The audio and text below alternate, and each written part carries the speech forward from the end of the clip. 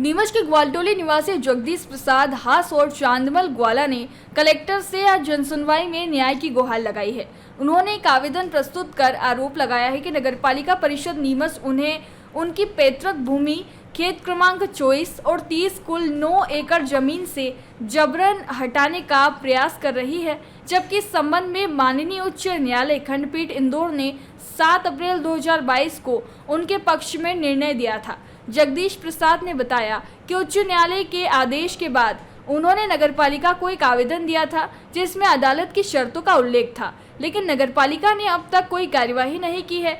उनका ये भी आरोप है कि नगरपालिका के अधिकारी और कर्मचारी उनके पशुओं को भी ले जाने की धमकी दे रहे हैं। जगदीश प्रसाद और चांदमल ने कलेक्टर से अनुरोध किया है कि नगरपालिका को उच्च न्यायालय के आदेश अनुसार उन्हें उनकी 20% भूमि का अधिकार दिलवाया जाए और नगरपालिका के खिलाफ उचित कार्यवाही की जाए। उन्होंने अपने आवेदन के साथ उच्च न्यायालय के आदेश के प्रति और नगरपालिका परिषद नीमच के संबंधित पत्र को भी संलग्न किया है। यहाँ पर आप लोग आए हैं शिकायत लेकर, क्या मामला है और क्या कहेंगे? ये जो बंगला बगीचा खेत की जो समस्या है, जो पूरे नीमच की समस्या है, उसमें ये किया जा रहा है कि 2001 में एक प्रस्ताव पास हुआ था नगरपालिका में कि जो भी समझौता करना चाहे बंगला बगीचा खेत वाले वो समझौता कर सकते हैं।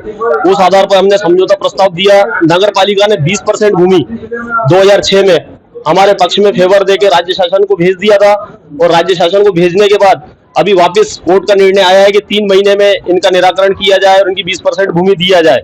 उसके बावजूद भी नगरपालिका द्वारा हमारी भूमि हमें नहीं दी जा रही है और जो हमारे गाय भैंस बंधे हुए उनको आए दिन परेशान किया जा रहा है, उनको खोल दिया जाता है, उनको वहां से भगा दिया जाता है और आए दिन धमकी दी जाती है कि अगर आप यहाँ गाय भैंस रखोगे तो हम यहाँ से भर के ले जाएंगे कहीं भी।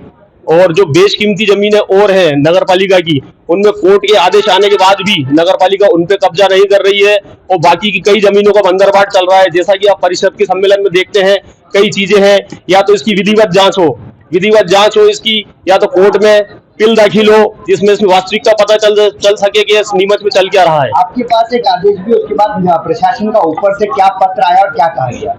प्रशासन का पत्र आया कि इनको इनकी 20% भूमि दी जाए, लेकिन अभी भी नगरपालिका महोदय हमसे अभी मुलाकात हुई, उन्होंने केवल ये आश्वासन दिया कि आपसे मैं बाद में बात करता हूं इस विषय में। उन्होंने अभी स्पष्ट आदेश नहीं किया है कुछ भी। क्या लगता है कोर्ट के आदेश का पालन नहीं हो रहा है, क्या कहेंगे? कोर्ट के आदेश का पालन नहीं हो रहा है, इसमें अगर कंटेम्प्ट टू कोर्ट की कार्रवाई भी करनी पड़ेगी तो हम करेंगे। क्या चाहते हैं आप?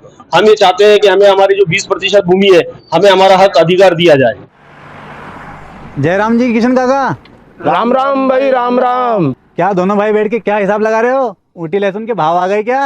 अरे नहीं रे दादा, ये अपना रमेश नया मकान बनाने के लिए लोन ले रहा है। हिसाब किया तो पता चला कि लोन का पैसा तो ईंट और रेती में ही पूरा हो जाएगा। और अभी तो सीमेंट लानी है, सलिया लाना है और तो ठेकेदार को भी पैसे देने हैं। मेरे तो कुछ समझ में ही नहीं आ रहा कि कैसे बनेगा मेरा नया मकान। अरे किशन काका, कहाँ इन रेत सीमेंट और लाल ईंटों के चक्कर में पड़ रहे हो? मेरी बात मानो तो अपने घर को बाबजी एएसी ब्लॉक से बनवाओ।